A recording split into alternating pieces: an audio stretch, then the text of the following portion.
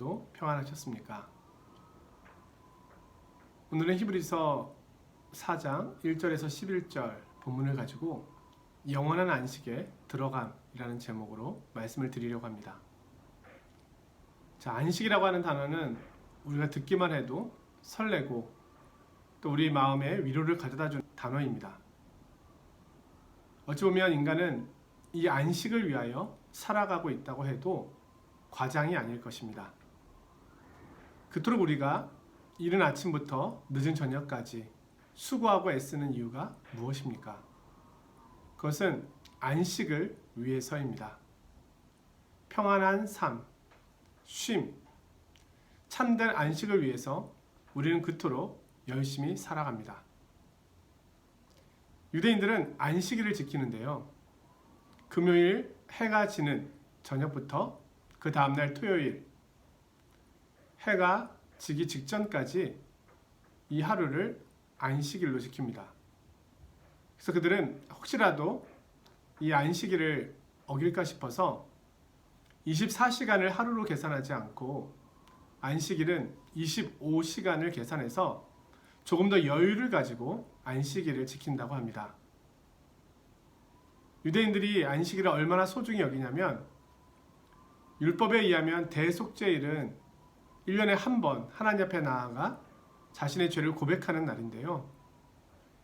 이 대속죄일을 어겼을 경우에는 회중으로부터 이스라엘 민족으로부터 끊어지는 대가를 받지만 안식일을 어겼을 경우에는 죽임을 당하는 그런 결과를 초래할 정도로 안식일에 대한 율법은 엄격하고 유대인들은 그렇게 안식일을 지키기에 최선을 다하고 있습니다.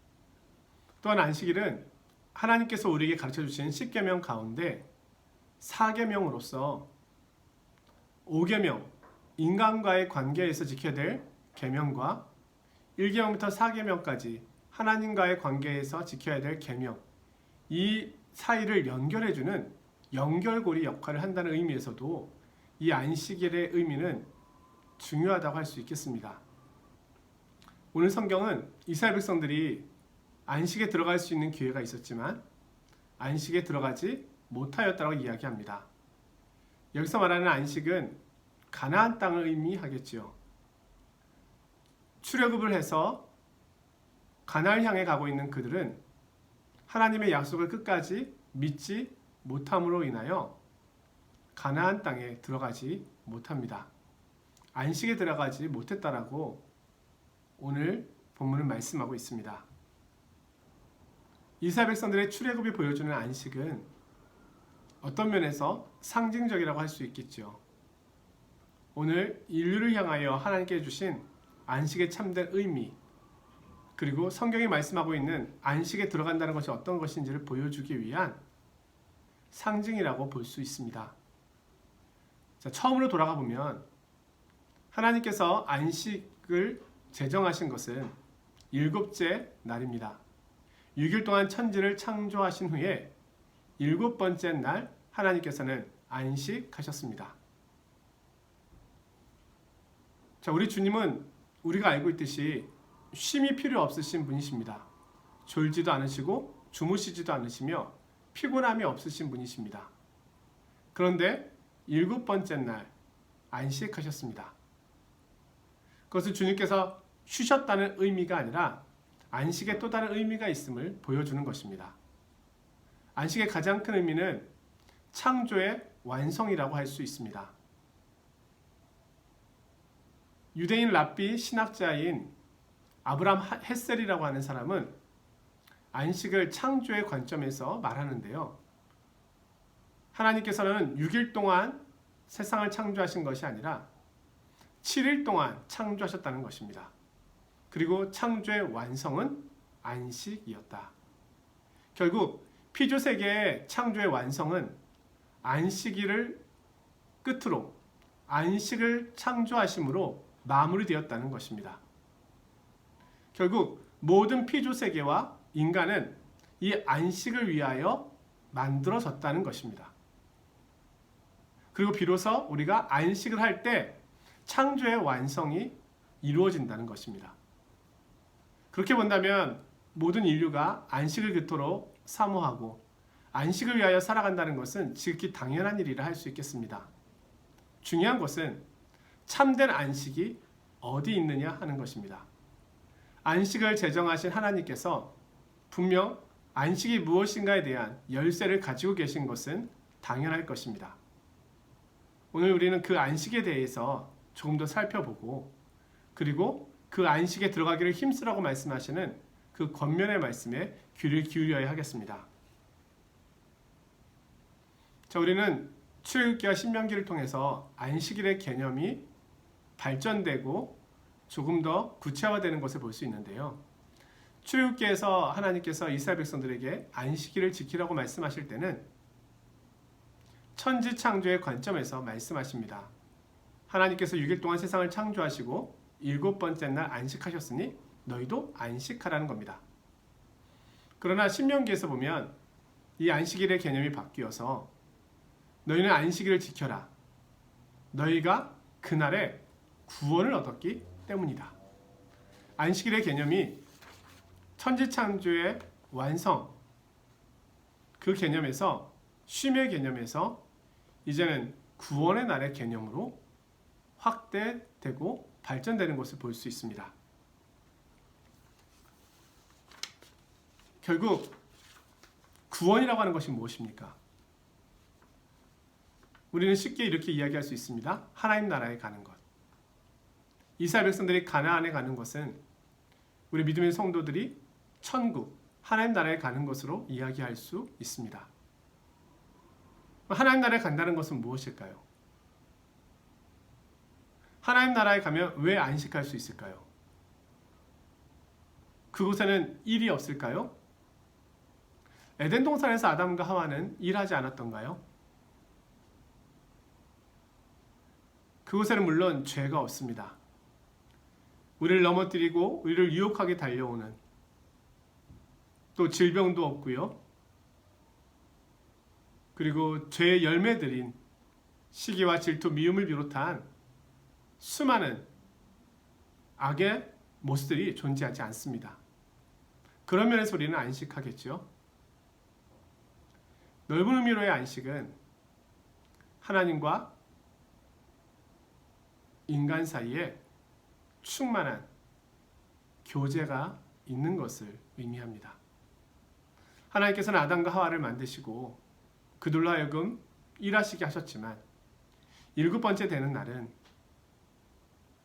그 하나님과 더 충만한 교제 속에서 우리 영혼에, 우리 삶에 진정한 안식을 주시기를 원하셨습니다.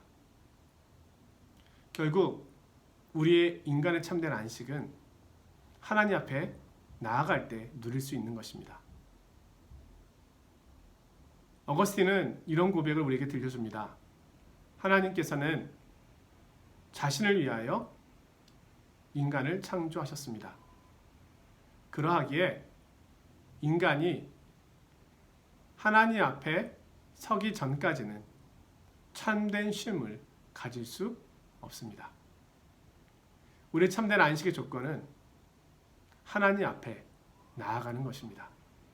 그분과의 깊은 교제와 사귐을 얻는 것입니다.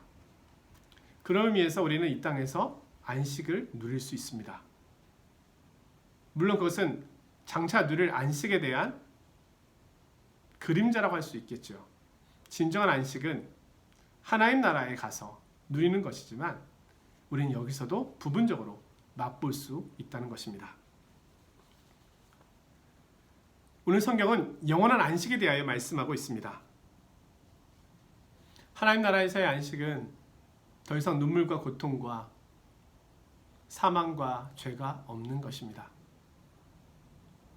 무한한 하나님의 은혜와 위로와 평안이 있는 곳입니다. 그곳에서의 안식은 말 그대로 영원한 안식이 될 것입니다. 자, 야구를 좋아하는 분이 계실지 모르겠는데요. 야구는 타자가 공을 쳐서 홈에서 출발해서 홈으로 들어오는 경기입니다. 그래서 멀리 친 공을 홈런이라고 합니다. 한 번에 홈으로 돌아오는 것입니다. 집을 떠나서 1루와 2루, 3루를 지난 후에 홈으로 돌아와야 점수가 납니다. 마치 이 야구 경기는 인생의 모습을 보여주고 있는 것과 같습니다. 오늘 우리는 하나님 아버지의 집을 떠나서 이 땅에서 살아가고 있지만 결국은 영원한 안식이 있는 하나님의 집으로 돌아가게 될 것입니다. 이스라엘 백성들이 이집트에서 나와서 영원한 안식의 장소인 가나안 향해 갔던 것처럼 오늘 우리는 영적 출애굽을 통하여 가나안을 향해 하나님의 나라를 향해 가고 있는 순례자인 것입니다. 자, 그런데 앞서 말씀드렸듯이 이스라엘 백성들이 출애굽을 다 하였는데 그들이 다 가나안에 들어가지는 못하였습니다. 사실 가나안에 들어간 출애굽 1세대는 여호수아와 갈렙 두 사람뿐입니다. 이 두 사람의 공통점은 믿음이었습니다. 하나님의 약속을 믿음으로 그들은 안식에 들어갈 수 있었습니다. 하나님의 약속을 소유할 수 있었습니다. 마찬가지로 오늘 우리가 안식에 들어가기 위해서는 믿음이 있어야 합니다. 오늘 히브리서는 예수 그리스도 안에서 주신 이 구원, 복음을 떠나서 다시 유대교로 돌아가려고 하는 그들을 향하여 너희가 영원한 안식을 앞에 두고 그것을 잃어버리는 길을 선택하겠느냐라고 권면하고 있는 것입니다. 그리스도를 향한 믿음이 없이는, 그리스도 안에서 주신 하나님의 약속에 대한 믿음이 없이는 안식을 누릴 수 없습니다. 결국 끝까지 믿음으로 안식에 들어가기를 힘쓰라는 것입니다. 오늘 말씀은 안식에 들어가게 될 것이다. 수동적인 의미로서 우리가 예수 그리스도를 믿음으로 자연스럽게 안식에 들어갈 거야 라고 말하고 있지는 않습니다. 어떻게 이야기합니까? 그러므로 우리가 저 안식에 들어가기를 힘쓸지니, 안식에 들어가는 것을 위하여 힘쓰고 애쓰고 수고하고 노력해야 함을 말합니다. 자, 이 말씀은 마치 우리가 오해를 하면 우리의 구원이 우리의 노력 여부에 따라서 놓쳐질 수 있는 것인가? 라고 생각이 들 수도 있습니다. 그러나 이 말씀은 우리가 노력함으로 안식을 얻을 수 있다라고 하는 말씀은 아닙니다. 어떠한 사람도 자신의 노력과 수고로 영원한 안식에 들어갈 수 있는 사람은 없습니다. 하지만 오늘 이 말씀은 우리에게 또 다른 관점을 알려주고 있습니다. 우리는 분명 하나님의 은혜로 구원 받았습니다. 하나님께서 우리에게 손을 내밀지 아니하시면 우리는 구원의 은혜를 받을 수가 없습니다. 그러나 오늘 말씀은 우리 편에서도 해야 할 일이 있음을 분명 말씀해주고 있는 것은 사실입니다. 우리는 주님께서 내미신 그 손을, 그 선물을 잡아야 합니다. 나의 것으로 소유해야 합니다. 그 내미신 손에 응답해야 하는 것은 우리의 책임입니다. 하나님께서 왜 세상을 심판하실까요? 믿지 않음에 대하여 왜 심판하실까요? 그것은 하나님 내미신 구원의 손을 잡지 않은 인간의 책임이 있기 때문입니다. 물론 우리가 손을 내밀었다고 해서 그 구원의 일에 우리가 어떠한 힘을 실은 것은 결코 아닙니다. 구원은 전적으로 은혜의 선물일 뿐입니다. 분명한 것은 오늘 말씀은 우리의 응답이 있어야 함을 이야기합니다. 나에게도 노력과 수고가 필요하며 순종이 있어야 함을 말씀하고 있습니다. 예수 그리스도를 붙잡으라는 것입니다. 그리스도를 놓지 않도록 하라는 겁니다. 자, 찬송가에 보면 분투와 승리를 나타내는 찬송가, 이 주제가 나열되어 있는 찬송가들이 여럿이 있음을 볼 수 있습니다. 우리가 해야 할 일이 있음을 이야기하고 있는 것입니다. 몇 가지 한번 소개해 보겠습니다. 270장, 십자가 단단히 붙잡고 날마다 이기며 나가세. 머리에 면류관 쓰고서 천국에 들어갈 때까지. 찬송가 347장에는요. 허락하신 새 땅에 들어가려면 마음의 준비 다하여 힘써 일하세. 시험 환난 당해도 낙심 말고서 마음의 걱정 버리고 힘써 일하세. 여호수아 본받아 앞으로 가세. 우리 거할 처소는 주님 품일세. 찬송가 359장. 전성을 향해 가는 성도들아, 앞길의 장애를 두려워 말라.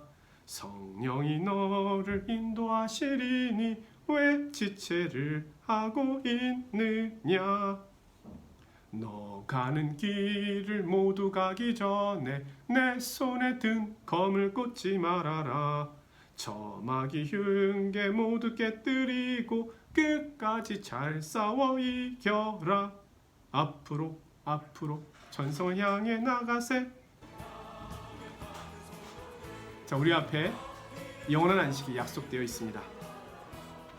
바울 사도는 선한 싸움을 싸우고 달려갈 길을 마치고 이제는 나를 위하여 의의 면류관이 예비되어 있다고 말하였습니다. 우리가 싸워야 할 싸움이 있습니다. 우리는 지금 완전한 안식을 얻지 못하였습니다. 우리는 지금 전투 중에 있습니다. 그러나 분명한 것은 영원한 안식이 약속되어 있습니다. 그날이 어제보다 오늘 가까이 오고 있습니다. 믿음으로 가나안에 들어갔던 사람들처럼 오늘 우리도 믿음으로 요단강을 건너 가나안 하나님께서 약속하신 그나라에 들어갈 것을 바라봅시다. 뒤로 물러서지 마시고 영원한 안식을 바라봅시다. 삶의 무게로 인하여 또 인생의 어려움으로 인하여 죄의 무게로 인하여 롯의 아내처럼 자꾸 뒤를 돌아보게 될 때 우리는 고개를 그쪽으로 향하지 말고 하나님의 약속의 영원한 안식을 바라보며 더 힘써 전진해 가야 하겠습니다. 우리의 목표는 분명합니다. 영원한 안식입니다. 하나님께서 예수 그리스도 안에서 우리에게 주신 이 안식, 이 땅에서도 누리시고 완전한 안식, 영원한 안식, 하나님 나라에 누릴 것을 바라보시기를 주님의 이름으로 축원드립니다. 말씀을 마쳤습니다. 코로나19 바이러스 확진자 상황이 프랑스가 심상치가 않습니다. 우리가 더 앞으로의 상황을 주시해 보아야 하겠습니다. 한 주간 동안도 몸 건강 유의하시고 우리 주변의 연약한 지체들을 위해서 기도하고 또 우리 선교사님들을 위해서도 기도해야 하겠습니다. 그리고 교회를 위해서, 예배를 위해서, 흩어져 있는 우리 성도님들을 위해서도, 유학생들과 교민사를 위해서도 함께 기도해야 하겠습니다. 영원한 안식을 바라보며 승리하시는 한 주간이 되시기를 바랍니다. 고맙습니다. 안녕히 계십시오.